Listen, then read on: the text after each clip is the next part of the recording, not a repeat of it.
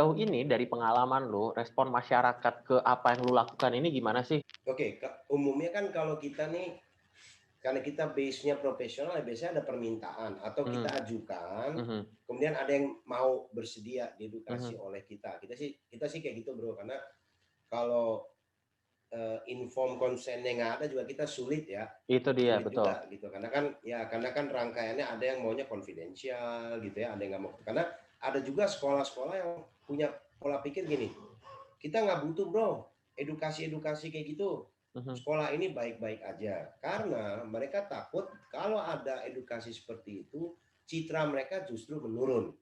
mhm. Ya, ya, Oh, ya. sekolah A itu berarti banyak narkoba. Buktinya BNN sama LSM datang bikin penyuluhan-penyuluhan. Terus saya katakan itu paradigma lama. Justru sekarang sekolah itu wajib memberikan edukasi yang komprehensif nih, termasuk edukasi kesehatan. Dan Nah, apakah kalau Anda pemerintah sebagai mewajibkan itu, Bang? Sorry gue potong. Pemerintah mewajibkan itu nggak? sudah ada undang-undangnya. Oke. Nah, tapi balik lagi kadang-kadang kan ke alokasi anggaran sama waktu ya. Mhm, Tapi bro, sekolah kita nih untuk akademisnya aja waktunya tuh udah berat gitu ya kan. mhm, Misalnya udah banyak, kita kayaknya sulit membebani murid-murid kita dengan jam-jam tambahan. Nah, kayak gitu. mhm, Nah, mhm. itu juga kadang-kadang jadi kendala, bro. Nah, padahal saya katakan justru sekolah yang benar-benar menjamin hak pendidikan anak adalah yang memasukkan pendidikan pencegahan kekerasan seksual, bully, dan zat adiktif. Itu baru Anda sekolah yang lengkap. Jadi paradigma itu harus dirubah gitu ya kan. Mhm, mhm, mhm. Bukannya, wah kalau ada penyuluhan berarti sekolah kita babak belur nih. Bukan itu. Justru dengan Anda memberikan edukasi itu, itulah hak si murid. Dia berhak mendapatkan apa yang terjadi di dunia ini. Tidak hanya akademis, ya Ya. kan, bukannya kita datang tiap hari bicara narkoba, kan bukan itu, tapi ada misalnya masa liburan mereka gitu ya. Mhm, Ya kayak gitu sih. Ya kita selalu memanfaatkan momen-momen seperti itu, atau pas pada saat orientasi mereka baru masuk. Nah, mhm. kita minta tuh waktu misalnya selama 1 hari kita bikin mini workshop, misalnya ada training pendek gitu ya. Mhm. Biasanya kayak gitu bro. Dan Oke, ada mulai sekolah-sekolah juga yang sudah merasa itu sebagai sebuah kebutuhan gitu. oke. By the way, Ya, supaya jelas sedikit, tadi gue juga mention beberapa, gue langsung nanya gitu, apakah pemerintah mewajibkan itu bukan bermaksud untuk apa menekan pemerintah atau menyerang pemerintah, tidak. Tapi maksud gue kan seperti yang lo bilang tadi juga ya, orang-orang Indonesia ini kan banyak yang ibaratnya kalau nggak diiniin pemerintah, kalau nggak diwajibkan tuh nggak dijalanin, kan gitu ya kurang lebih ya. betul, betul, Iya. betul. Jadi eh, kalau di Undang-Undang 35 tahun 2009 tentang narkotika itu udah ada. Mhm, Ya, ada pasalnya yang menyebutkan bahwa memasukkan edukasi pencegahan ke kurikulum sekolah. Cuman mhm, kendalanya Dikbud ini juga dia bingung gitu kan, balik lagi. Ya ini mhm. anggarannya dari mana? Berarti kan bikin modul baru, guru-gurunya harus dilatih. Nah kayak gitu kita selalu eh, pemerintah kita selalu kehabisan uang dalam Ya, tanda kutip ya. ya untuk mengelola program-program seperti itu. Tapi di satu sisi Mhm. korupsinya gila-gilaan. Nah, jadi kan kita bingung juga ya. Itu uang kemana sebenarnya kan gitu ya. Di satu sisi kita setengah mati, Pak, tolong iya Pak Steve. Tapi anggaran kita terbatas, begini, begini, oke. Tapi kalau Ironis kita dengar banget. loh, tapi korupsi gila-gilaan gitu. Berarti kan Iya, ya iya. itulah ya. Bagian dari dinamika bangsa kita gitu. Tapi kita sebagai praktisi selalu berusaha berikan yang terbaik gitu. Soalnya ya udah Ya, apapun itu at least we do something better than nothing kan gitu ya. ya, ya. Kita usahain gitu. Ya. Mhm. Nah, pertanyaan gue selanjutnya, Bang, ini sebetulnya adalah sebuah mungkin curiosity juga gitu ya. Gue penasaran Hmm. sebetulnya. Eh, Kenapa ini terutama alasan kenapa gue akhirnya pengen ngajak lu ngobrol gitu. Sebetulnya sebetulnya Gak apa-apa, orang-orang gak yang apa-apa. yang memakai narkoba ini gitu ya, dilihat nih bahwa oh mereka pakai narkoba tanda kutip udah dicap penjahat lah gitu kan. Tapi Oke. sebetulnya gue cukup yakin dan lu juga tadi sudah menyampaikan bahwa mereka ini sebenarnya pasti ada background-nya deh. Entah itu dari lingkungan atau sebenarnya dari psikologisnya dia sendiri, entah itu di rumah, kerjaan dan sebagainya. Dari Ya, pengalaman lu ya, Bang, dari kacamata lu, sebetulnya paling nggak usah paling deh. Bagaimana dari pengalaman lu orang-orang ini kenapa akhirnya pakai narkoba? ya. pertama-tama jadi memang ada beberapa tahapan ya orang menggunakan itu. Nah, misalnya kita bicara gini, ada yang coba-coba awalnya, ya. Ada yang sifatnya rekreasional, misalnya ya we have a party, ada dapat project gitu ya, ada naik-naikan sekolah, mulai menginisiasi alkohol atau rokok. Nah, awalnya tuh saya selalu katakan tidak ada rencana jadi edik, kira-kira gitu ya, nggak ada.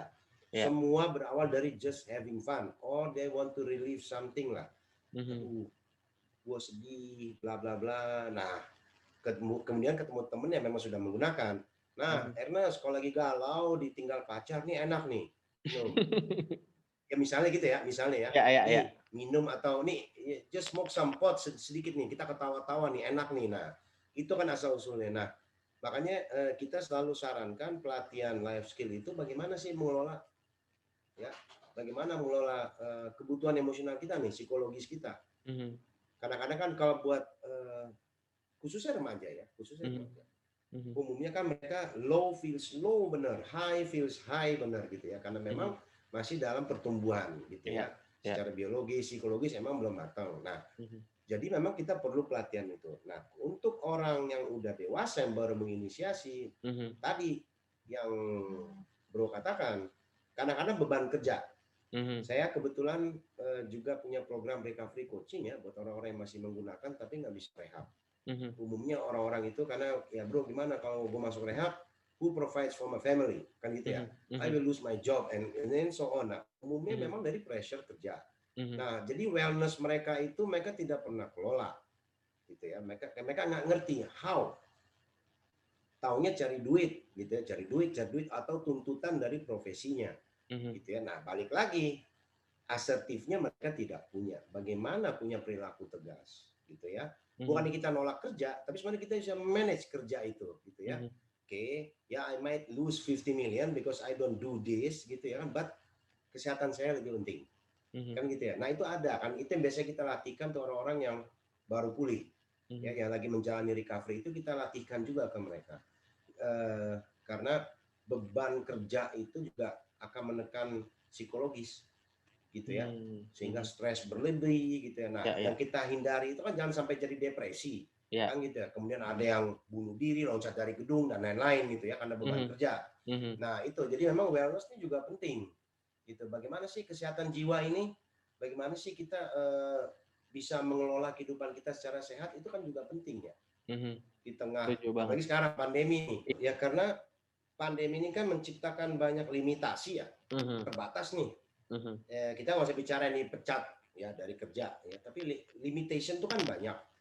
Seperti saya kemarin punya teman-teman ada beberapa penerbang yang ketangkep karena mereka sedang off waktu pandemi lagi tinggi-tingginya tuh kan.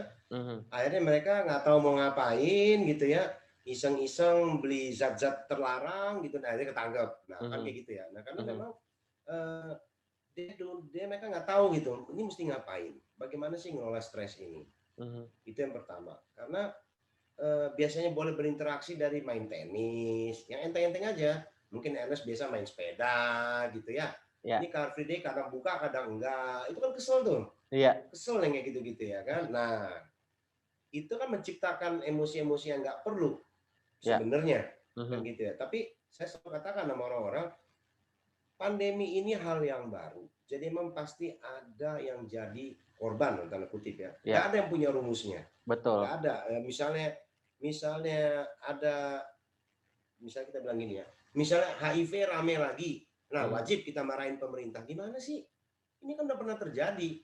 Pemerintah udah ada anggarannya, klinik-klinik udah bisa memfasilitasi dengan terapi-terapi untuk menangani HIV. Kok ada lagi? Nah, ini baru, barang baru, COVID. And this is very, apa ya, nggak kelihatan. Ya, saling sentuhan aja ketularan, dan lain-lain. Dan kita nggak bisa tahu ya, kalau misalnya kena tuh kena dari mana, sulit sekali ya. Dan memang saya punya beberapa klien atau coach saya tuh memang tingkat stres tuh tinggi ya. Pulang ke rumah situasinya lain. Biasanya bawa anak-anak keluar bisa, ini enggak ya. Apalagi si istri, itu semua jadi beban tersendiri gitu ya. Gimana caranya dalam rumah? Ya habis gimana bro? Saya nggak bisa pergi. Istri bawel, anak-anak begini-begini. Nah, tapi satu sisi saya bilang ada positifnya. berarti selama ini Anda running your family tanpa pola asuh yang jelas.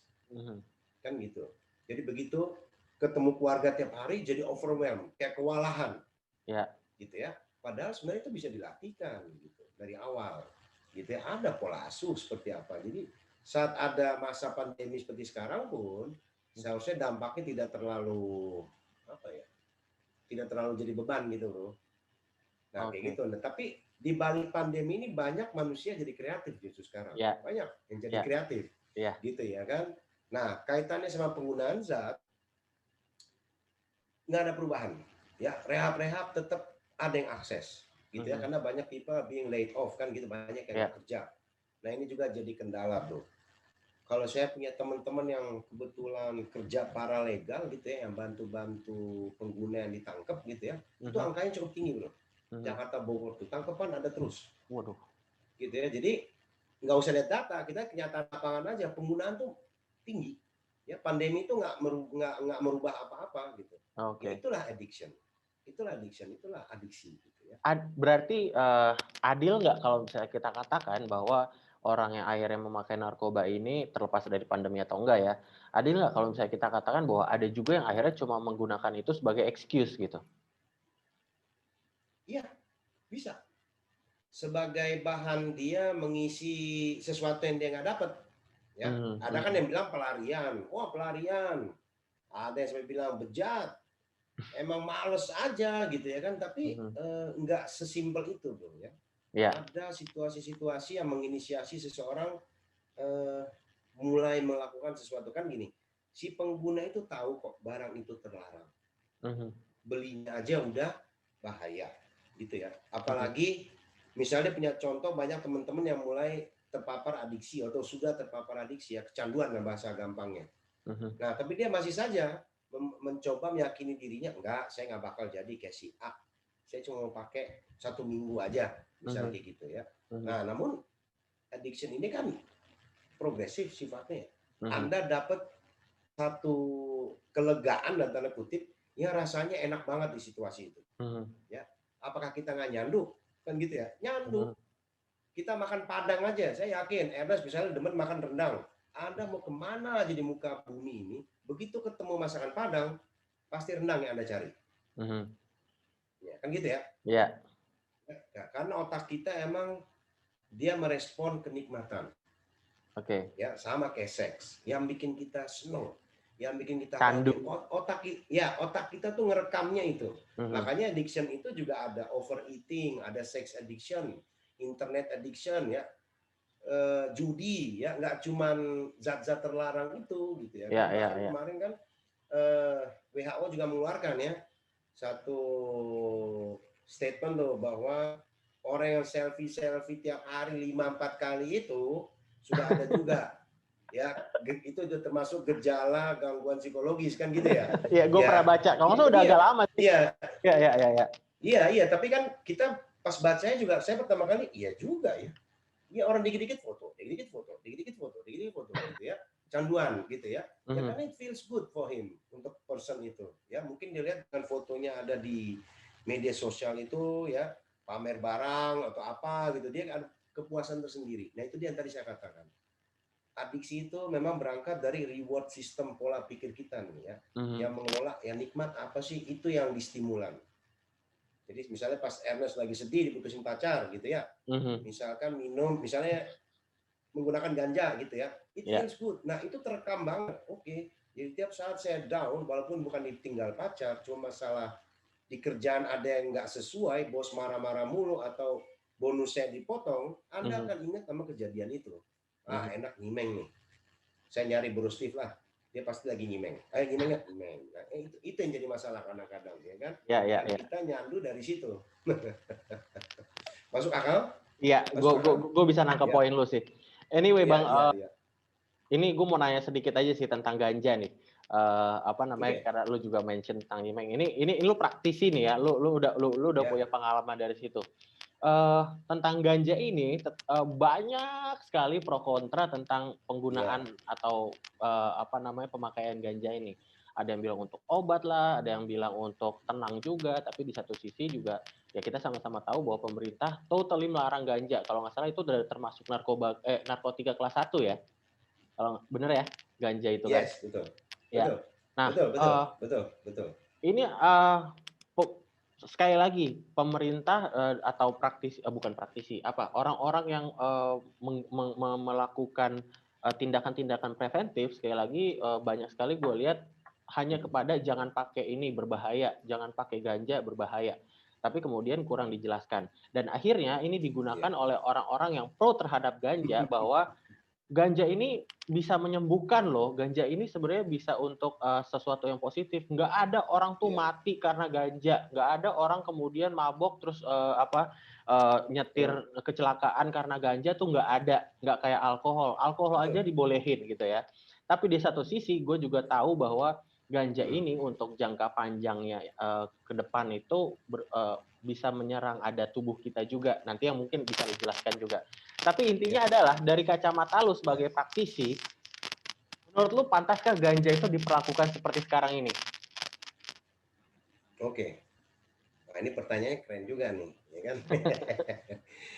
Ya memang Aku pikir nih by the way. seperti itu. Ya, enggak benar, ada bagusnya. Cuman kita harus melihatnya objektif gini. Masalahnya di negara kita kan barang itu masih dilarang.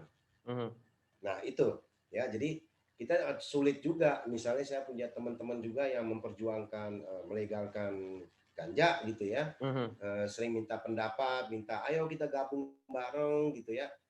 Saya selalu katakan iya memang ganja itu dampaknya juga lain-lain buat setiap individu kan gitu ya. Dan kalau misalnya kita lihat di negara barat misalnya di Eropa, anggaplah Amsterdam, di red line itu semua orang boleh beli tapi tidak boleh keluar dari situ.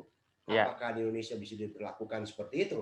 Saya kira sulit kan gitu ya. Kita kan harus lihat gambaran besarnya gitu ya. Kenapa lagi balik lagi tuh tadi bro, karena memang ekosistem pendidikan kita nih ya belum bisa mengedukasi orang terkait kesehatan. Ya, kesehatan yang real tuh apa sih gitu ya kan. Jadi kalau mau dibikin red line kayak di Indonesia, saya kira sulit gitu ya kan.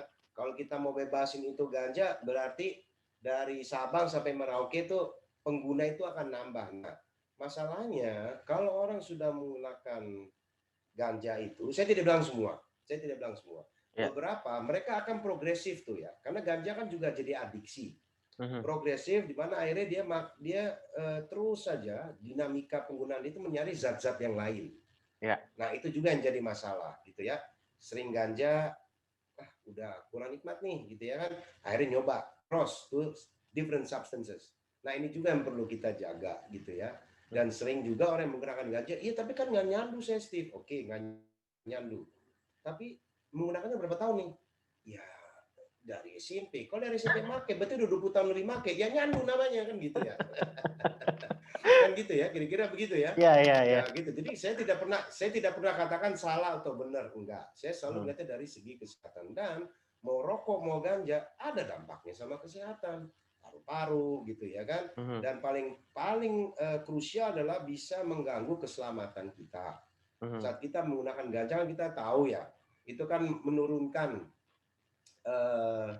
fungsi tubuh ya, slow gitu ya, agak-agak mengantuk. Nah saat kita mengoperasikan kendaraan pun kan bahaya. Nah saya lebih senang pakai pesan itu gitu ya kan. Terus ya kan kayak gitu ya masalah keselamatan. Terus kemudian di negara kita barang ini masih dilarang. So ngapain buat seneng-seneng Anda mengizinkan diri Anda ditangkap? Masih banyak hal lain yang bisa Anda lakukan. Nah saya biasanya kasih pesan seperti itu karena di dunia pun masih jadi perdebatan nih gitu ya antara riset si A dan riset si B gitu ya kan. Nah kalau tadi masalah Bro Ernest tanya apakah pemerintah kita udah benar, kalau pendapat saya selalu saya katakan ya pemerintah bikinlah risetnya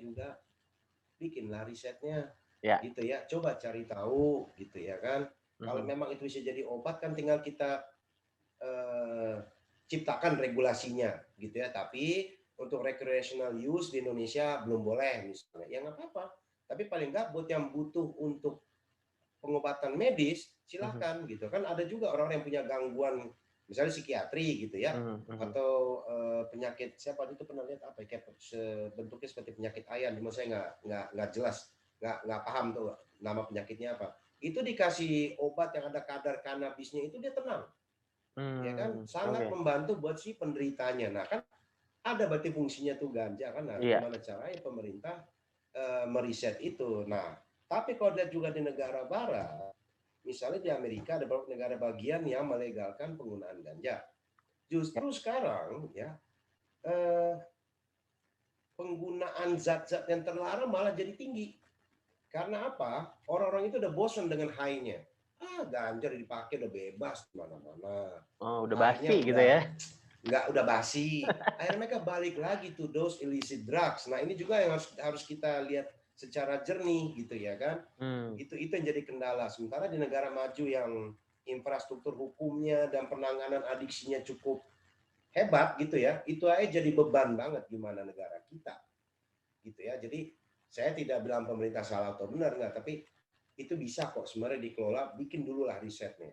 Terus kemudian dibikinlah uji publik, kita bahas rame-rame dengan praktisi, dengan kalangan akademis, pendidik, ini bisa nggak diberlakukan di Indonesia. Tapi kalau saya pribadi, Mhm. saya selalu katakan, kalau untuk alasan medis, harus gitu ya, karena Ya. memang terbukti udah ada berapa buktinya orang yang kanker dan lain-lain, mereka pakai obat-obat yang ada kadar kanabis itu sangat membantu.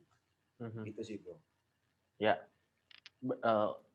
Obrolan ini benar-benar apa ya, membuat gue tuh berpikir bahwa sekali lagi ya, ini kayak mempertegas eh, perasaan gue, pendapat gue terhadap Hmm, tindakan-tindakan yang banyak dilakukan itu, entah kenapa mereka itu lebih prefer untuk melarang dibanding preventif gitu loh. ya, Nggak cuma masalah betul, ini ya. betul. Let's say paling gampang Ya, aja ya, eh, pornografi.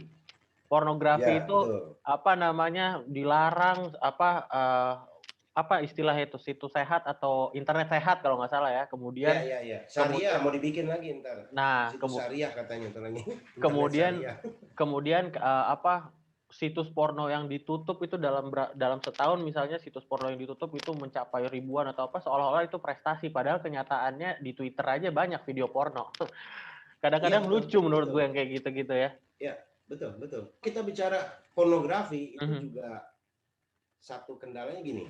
Itu kan suatu perilaku yang tidak menggunakan apa-apa. Mhm. Kita cuma tonton, Mhm. tapi itu langsung merubah perilaku kita. Mhm. Ini bahayanya kalau pornografi. Nah, itu dia. Itu pentingnya juga kita edukasi anak-anak sedini mungkin, kan gitu ya. Ya. Sedini mungkin. Hindari, belum waktunya, tapi pesannya kita bungkus secara smart lah gitu, tidak Mhm. nakut-nakutin. Karena Mhm. pornografi itu bisa jadi adiksi juga. Mhm. Dan itu bukan orang pakai sesuatu atau minum sesuatu, Bro. Be only Iya. lihat gitu kan, Heeh. terstimulan karena itu memang menjadi bagian kebutuhan biologis kita. Betul. Seksual itu gitu kan, bagaimana itu hebatnya, kita cuma nonton tapi kita langsung berubah perilaku kita gitu kan, Fisiologis tidak kita. menggunakan apa-apa. Ya Ya. itu bahayanya, oleh karenanya saya katakan selalu edukasi itu yang penting, Ya. jangan cuma larang larang Yes. larang, ya kan, kita 100 edukasi buat gitu Anda. gimana caranya. Ya. Iya, kalau larang-larang itu susah gitu kan, susah. Sama kayak KPK sekarang setengah mati kerja, larang-larang korupsi, orang tetap korupsi kan gitu ya. Makin banyak, enggak, gue nggak tahu ya makin Ya, banyak atau enggak, tapi intinya tetap aja ada. iya, tetap tetap tetap ada gitu. Padahal kan eh, sanksinya udah cukup berat gitu ya buat orang yang terlibat korupsi ya, apalagi Mhm. pejabat negara. Tapi tetap terjadi karena edukasinya nggak ada. Orang mau jadi pejabat nggak ada edukasinya. Nih kalau kaitannya sama ini ya adiksi ya, karena saya bilang sama teman-teman, korupsi itu adiksi jenis baru. Kok bisa begitu? Iya, awalnya dia korupsi 10 juta, nggak Mhm. ketahuan. Nikmat rasanya. Coba korupsi 50, Iya, dapat iya, iya, lagi. iya. Sampai akhirnya korupsi ratusan miliar. Kan nikmat rasanya. Ernest kalau gajian nikmat nggak? Nikmat kan? Nikmat banget. Ini sama. Ya sama saya bilang. Udah gitu kalau Gimana dapat? misalnya duit udah mulai tipis, rasanya kan kayak aduh nunggu banget nih gitu ya.